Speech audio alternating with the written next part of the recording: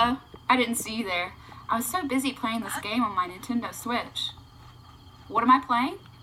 Oh, it's just an open-world RPG called Legend of Zelda Breath of the Wild. Wait, you don't know what an open-world game is? Well, I'm supposed to be telling you about my personal code of ethics, not talking about video games.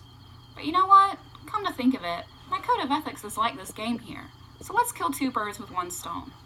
As a teacher, I pledge to make my classroom like an open-world video game. In an open-world game like Breath of the Wild, your character already possesses some skills and learns more along their journey. However, in all stages of the game, players are free to use their skills however they choose, and based on how they choose to play the game, they develop unique strengths in unique areas. Also in these games, as you navigate the world, there will be times where your character dies, but this never sets you back tremendously. Instead, you respawn where you last left off and are able to learn from your mistakes and try again.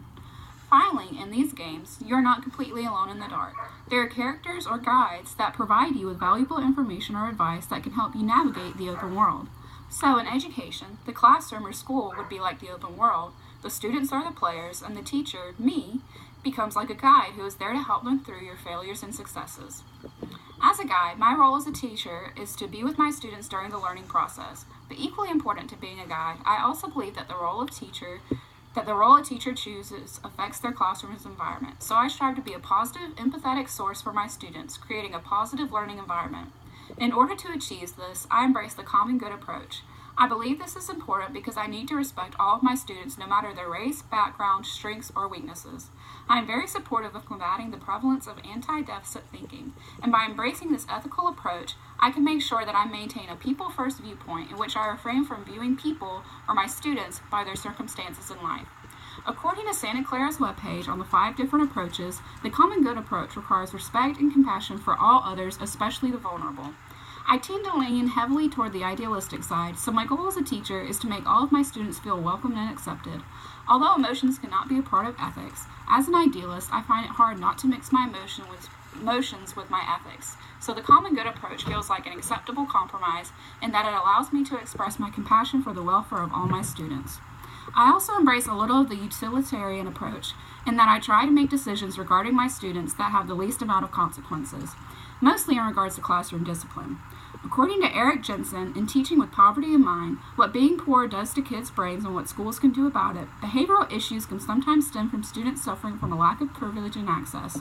With a utilitarian approach in mind, I tend to use positive intervention in my classroom when it comes to discipline problems, because I believe simply being sent to ISS solves nothing, and it takes away from the positive environment I strive to create. Also, as an advocate for the common good, keeping all my students' needs in mind and providing them necessary supplies and materials, I believe that I can negate some of the discipline problems that may arise from a lack of access. But moving back to my pledge of making an open-world classroom, if we as educators are to create an open-world classroom, we all need to realize... Sorry, my cat's in the way. This is my new kitty. Say hey, Gimli. Alright, get down. Where was I? Oh no, he messed it all up. Alright. But moving back to my pledge of making an open-world classroom, if we as educators are to create an open-world classroom, we all need to realize and accept that standardized testing is not the right way of assessing individual students' mastery of content or curriculum. Instead, and this is my belief, we need to, going forward, embrace alternative assessments and differentiation. A major goal in education today is the ability to differentiate instruction. Differentiation allows students different opportunities to learn based on their needs, and creating different forms of instruction and assessment to support those needs. This mirrors what occurs in an open-world game, in that your player will encounter various bosses that can more easily be defeated depending on certain skills your character has focused on or developed. Alternative assessments and differentiation function in the same way. Depending on your abilities, teachers can assign students different assessments that test their understanding.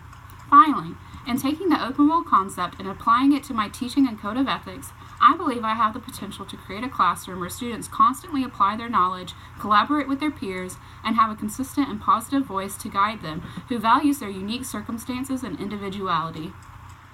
Oh, I'm at the final boss. Gotta go. Bye.